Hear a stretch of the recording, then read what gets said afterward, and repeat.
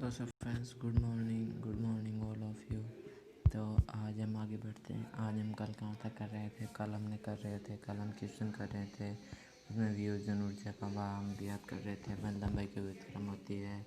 फिर हमने सामर्थ्य की बात की। फिर हाइड्रोजन मतलब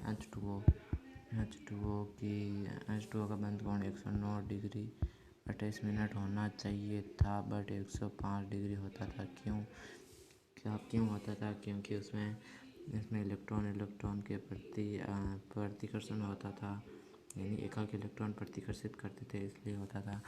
अब हम आगे बढ़ते हैं तो अब आगे बढ़ते हैं। आगे हमारा एक क्वेश्चन रह गया था कल। एक क्वेश्चन को हम आगे अब ले लेते हैं। अब आगे ये रहा आपके सामने। अरे यार, नहीं आया। चलो कोई नहीं, मैं अब ले लेता हूँ आपके सामने वो क्वेश्चन। चलो, ये क्वेश्चन आपके सामने आ गया है। आ चुका आपके सामने ये क्वेश्चन है आपके सामने। ये रहा कि H2S में ऐसे ही आप देख लेना कि यहाँ पे मैं लगा देता हूँ H2S H2TE व H2SE में बंद कोण लगभग 190 के पास होता है। क्यों होता है? 90 के पास क्यों होता है? तो इसका आंसर भी ले लेते हैं। तो फ्रेंड्स, ये रहा उसका आंसर कि H2S H2TE व H2SE के बंद कोण लगभग 90 के आसपास होते हैं। ऐसा क्यों होता है? ऐसा इसलिए होता है कि H2S H2TE व H2 के संकरण अनुपस्थित होते हैं। अतः यहाँ बंद कोण सामान्य कक्षकों के अतिव्यापन से प्राप्त होते हैं। यह लगभग इसका बंद कोण 90 के आसपास होता है। अतिव्यापन के कारण, सामान्य कक्षों के अतिव्यापन के कारण, संकरण न होने के कारण, ये दो बातें इंपॉर्टेंट है। तब आगे देखते हैं हम अगला कौन सा था हमारा, ये वाला ऑक्सीकरण के प्रतिक्रियाशीलता। ऑक्सीकरण की प्रतिक्रियाशीलता मतलब वर्ग 16 के तत्व MO2 व MO3 प्रकार के ऑक्साइड बनाते हैं। कि कैसे बनाते हैं? कि M की जगह क्या हो जाएगा, यहाँ पे लिख देता हूँ। M की जगह हो जाएगा ऑक्सीजन, फास्फोरस, सॉरी ऑक्सीजन परिवारन, ऑक्सीजन। मैं क्या कर रहा हूँ यार यहाँ पे। चलो ठीक है, कोई नहीं। अभी ये रहे यहाँ ये क्वेश्चन यहाँ पे MO2 व MO3 प्रकार के ऑक्साइड की प्रवृत्ति क्या है? इसकी प्रवृत्ति क्या है? अम्लीय प्रवृत्ति, क्योंकि ये जलीय विलयन में जब ये मिलेंगे तो ये H प्लस प्रदान करेगा, अम्लीय प्रवृत्ति। चलो, ये हो गया इसका। अब है अगला हेलोजन के प्रतिक्रियाशीलता में हम क्वेश्चन टाइप पढ़ेंगे। अब एग्जाम में क्वेश्चन टाइप पूछेंगे कि वर्ग 16 के तत्व किस प्रकार के हैलाइड बनाते हैं? तो MX2 और MX4 प्रकार के और MX6 प्रकार के हैलाइड बनाते हैं। ये रहे आपके सामने लाइव प्रूफ। ठीक है, अब अगला देखते हैं। अगला क्वेश्चन है, अगला हमारा क्वेश्चन होगा अगला। अब हम अपने सामने हम अपने स्लाइड पर ले लेते हैं अगला क्वेश्चन। तो फ्रेंड्स, अगला क्वेश्चन ये रहा आपके स्लाइड पर अगला क्वेश्चन ये रहा। अगला क्वेश्चन है कि SE2Cl2 विस्मानुपाती अभिक्रिया का प्रदर्शित करता है। क्यों? तो यार फ्रेंड्स, इसने क्या कहा है कि विस्मानुपातन अभिक्रिया द्वारा प्रदर्शित कीजिए, यानी रसायन समीकरण द्वारा व्यक्त कीजिए। विस्मानुपाती अभिक्रिया प्रदर्शित कीजिए मतलब इसमें ऑक्सीकरण व अपचयन दोनों अभिक्रिया प्रदर्शित करती हैं। तो ये आपके सामने अभिक्रिया रही है, स्क्रीनशॉट ले लेना आप पहले ही। ठीक है, अब अगला क्वेश्चन है H2S H2TE की अपेक्षा कम अम्लीयत है। क्यों है? यानी इसका समानुपाती होता है वियोजन ऊर्जा के, और वियोजन ऊर्जा इसके बराबर होती है। ठीक है, तो यही है इसका आंसर। तो मैं आज बोल नहीं सकता क्योंकि मैं अभी थोड़ा थक चुका हूँ। अगला क्वेश्चन वर्ग 16 के तत्वों के हाइड्राइडो वर्ग 16 तत्वों के हाइड्राइडो के तापीय स्थायित्व का क्रम लिखिए। तापीय स्थायित्व का क्रम क्या होता है? बंध लंबाई के व्युत्क्रम होता है। तो आप बंध लंबाई क्या होती है वो देख सकते हैं आप। अगला क्वेश्चन है, H2O एक द्रव है, वो है H2S एक गैस है। क्यों है कि H2O में हाइड्रोजन बंध होता है लेकिन H2S में हाइड्रोजन बंध का अभाव होता है, इसी कारण H2S गैस है, H2O द्रव है। चलिए अब अगली स्लाइड पर चलते हैं। तो सो फ्रेंड्स अब अगली स्लाइड आपकी स्क्रीन पर ये रही। अब इस स्लाइड में आप देख सकते हैं कि इसमें अपना अगला क्वेश्चन कौन सा है। अगला क्वेश्चन है कि FeFS4 की तथा FS6 की आकृति बताइए व इसके संकरण बताइए। चलिए मैं आपको संकरण का फॉर्मूला आपको मैंने बताया है। चलिए वो यहाँ पे स्क्रीन पर दिखाई नहीं दिया होगा संकरण का फॉर्मूला, ऊपर लिखा हुआ। मैं यहाँ पे लिख देता हूँ, यहाँ पे ठीक है। मैं यहाँ पे संकरण का फॉर्मूला लिख रहा हूँ। सो यहाँ पे मैं क्रॉप करके लिख रहा हूँ संकरण, ठीक है। संकरण इजिकल टू, मैं यहाँ पे मैंने क्या बताया, सिग्मा बंधों की संख्या प्लस सिग्मा बंधों की संख्या प्लस एकाकी इलेक्ट्रॉन युग्म, ठीक है। ये है संकरण का फॉर्मूला। आप इसे याद रख लीजिए या अपने रफ नोटबुक या फेयर नोटबुक के ऊपर हेडर होता है उसमें आप यहाँ से लिख लीजिए, ठीक है, ये फॉर्मूला। तो अब देखते हैं कि इन दोनों की संरचना क्या होती है। अब इनकी संरचना और संकरण दोनों बताने हैं। पहले इसकी संरचना लिख लेते हैं। यहाँ पे एस है, एस के पास 1 2 3 4 5 6 इलेक्ट्रॉन होते हैं। यानी सल्फर के बाइटम कोष में कितने 6 इलेक्ट्रॉन होते हैं। उसको 2 इलेक्ट्रॉन लेने की है तो इस पर क्या आएगा, माइनस आ जाएगा। तो ये यहाँ से ये जुड़ जाता है, ये और ये। तो इसकी संरचना कैसी हो जाएगी, ये वाली त्रिकोणीय द्विपिरामिडीय संरचना हो जाएगी। यानी ये त्रिकोणीय और ये पिरामिड की तरह बना हुआ है। तो ये हो जाएगा ऐसे, इस प्रकार 1 2 3 4 5 1 2 3 4, मतलब मैं इसे थोड़ा हटा देता हूँ।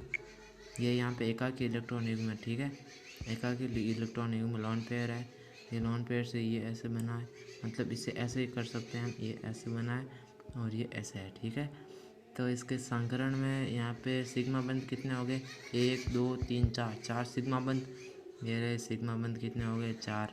अब एकाकी इलेक्ट्रॉन युग्म में 1 इलेक्ट्रॉन युग्म है तो ये 1 इलेक्ट्रॉन युग्म, तो 1 इलेक्ट्रॉन युग्म और ये कितने हो गए, 5 होता है। तो कौन सा होता है, sp3d। आपको क्लास 11 में पढ़ाया होगा। और sp3d होता है, आकार कौन सा होता है, सीसो आकार होता है। और इसका आकृति होती है और इसकी ज्यामिति कौन सी होती है, ये त्रिकोणीय द्विपिरामिडीय। अब इसकी आती है ये तो थी SF4 की, और आती है SF6 की। ये सेम ये इसमें ऐसा करना है, इसमें अष्टफलक की हो जाएगी ज्यामिति और संकरण हो जाएगा sp3d2 और इसमें sp3d, ठीक है। अब अगला क्वेश्चन है sp6 का स्थायित्व, सॉरी इसे यहाँ पे क्या है, हाँ सही है, sp6 का स्थायित्व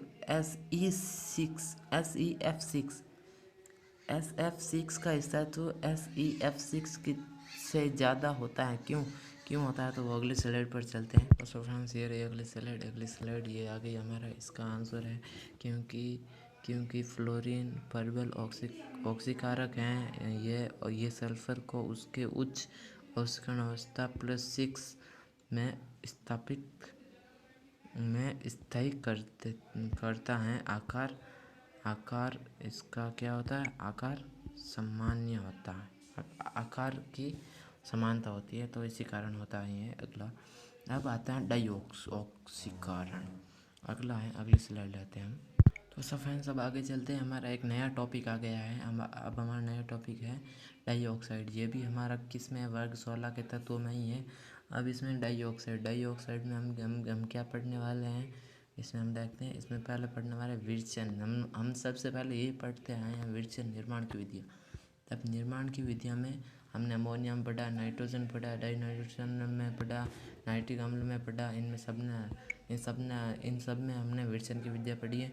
इसमें भी हम विरचन की विधियाँ ही पढ़ेंगे। विरचन की विधियाँ में है 2KClO3 को HNO3 यानी नाइट्रिक अम्ल। ये क्या है, नाइट्रिक अम्ल को उच्च ताप है ना, ये नाइट्रिक अम्ल यहाँ पे किसका काम कर रहा है, उत्प्रेरक का काम कर रहा है। किसका, उत्प्रेरक का काम कर रहा है नाइट्रिक अम्ल। ये उच्च ताप पर हम लेते हैं तो ये 2KCl और 3O2 देता है गैस, यानी यहाँ से डाइऑक्साइड का निर्माण होता है।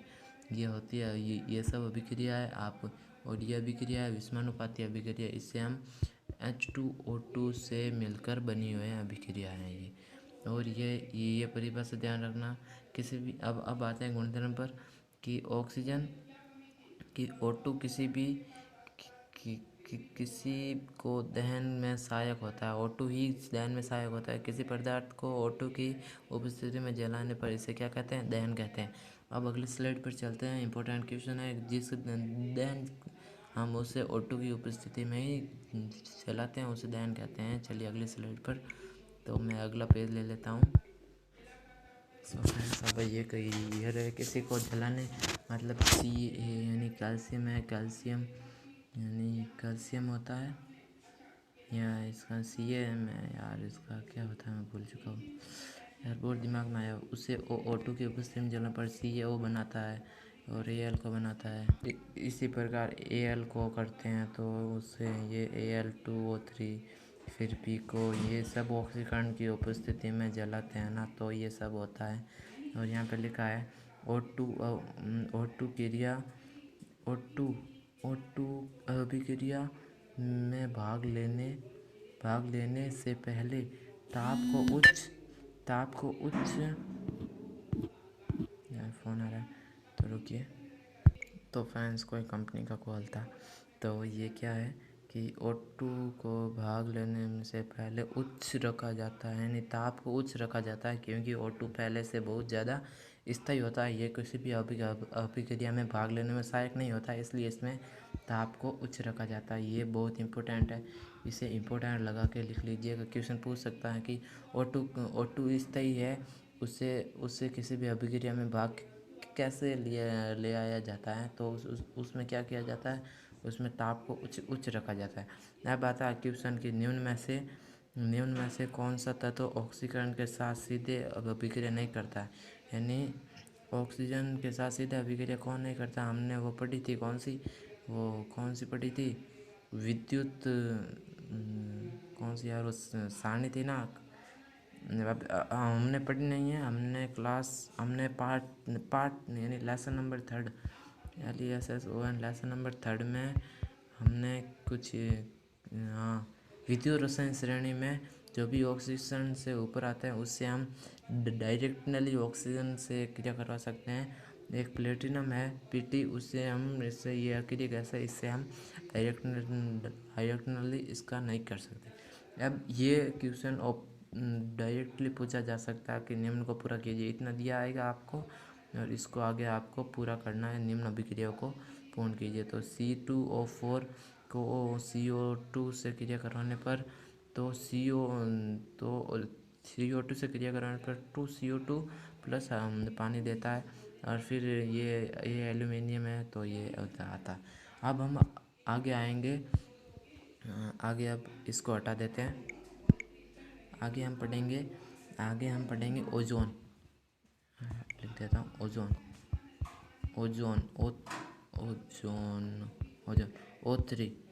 O3 ये हम आगे पढ़ने वाले हैं, ओजोन O3।